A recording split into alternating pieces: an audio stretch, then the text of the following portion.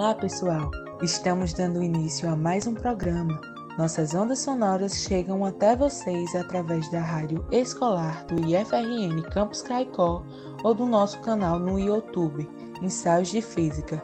Se você ainda não se inscreveu no nosso canal, fique aqui o lembrete.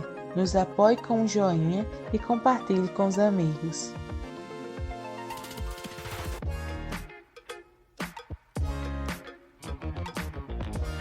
Olá!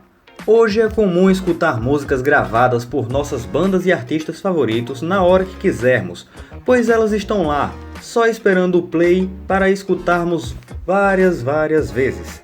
Mas já pensou como foi que tudo isso começou? O início da nossa história de hoje é em 1877, quando Thomas Edison tentava armazenar e amplificar os sinais recebidos pelos telefones, inventado pouco tempo antes.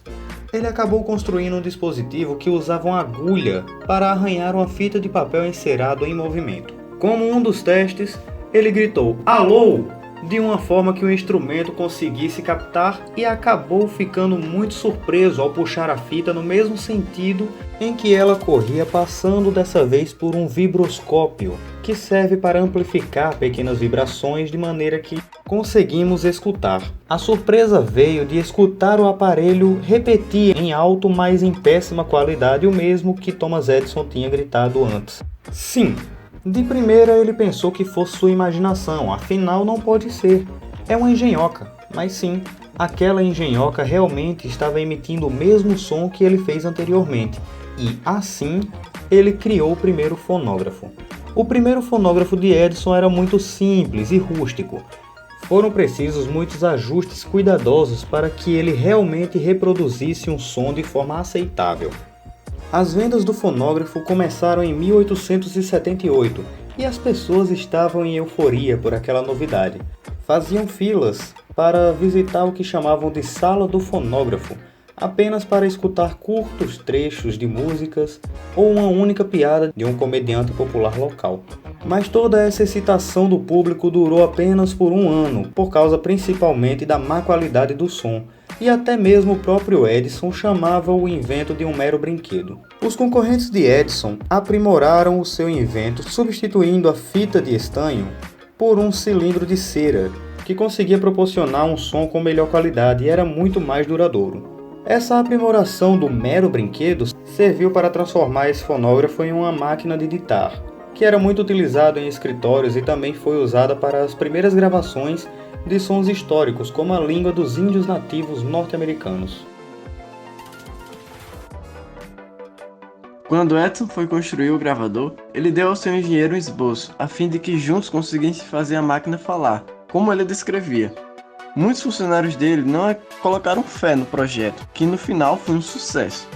Quando a máquina estava pronta, todos se reuniram em volta dela para ver os testes de Edison. Ele enrolou um pedaço da folha de estanho ao redor do cilindro e cantou dentro do local. Depois de rebobinar a página, a canção foi tocada no mesmo tom de Edison para surpresa dele e de seus companheiros. Logo depois, Emile Bernoulli, após ter criado o microfone e com isso um reconhecimento maior na ciência, ele criou o gramofone, que reproduziu o som gravado em um disco plano e transformou a gravação, que era novidade na época, em entretenimento. Os discos usados duravam mais tempo que os cilindros de folha de estanho, além de serem menos volumosos. E o mais vantajoso e importante de tudo isso era que inúmeros discos poderiam ser impressos de uma matriz original, permitindo às pessoas comprar gravações de músicos famosos em uma grande quantidade. A partir daí, discos começaram a substituir os cilindros. O fonógrafo era muito famoso, mas estava longe da perfeição. As gravações tocavam só um minuto e rapidamente desgastavam.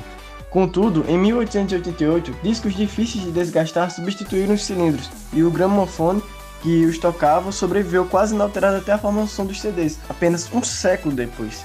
Gravações de sons elétricos começaram a ser feitas em 1903, quando o dinamarquês Valdemar Poulsen inventou o telegrafone, aparelho que transforma ondas sonoras em pulsos elétricos. O telegrafone magnetiza um filamento de arame correndo entre duas bobinas, em um processo inverso, isto é, o filamento magnetizando o dispositivo convertia-se o padrão magnético novamente em som. As gravações magnéticas foram usadas principalmente em secretarias eletrônicas até 1935. quando duas companhias alemãs substituíram o arame por uma fita plástica com ferrugem. Graças às fitas gravadas, tornaram-se mais fáceis as estações de rádio gravar sua programação para transmitir depois. Novos gravadores de fitas domésticos começaram a surgir no final da Segunda Guerra Mundial, em 1945. E graças a tudo isso, hoje nós podemos nos divertir com as músicas e com o desenvolvimento da tecnologia. Podemos armazenar uma grande quantidade de músicas em um pequeno espaço, coisa que antes não era possível.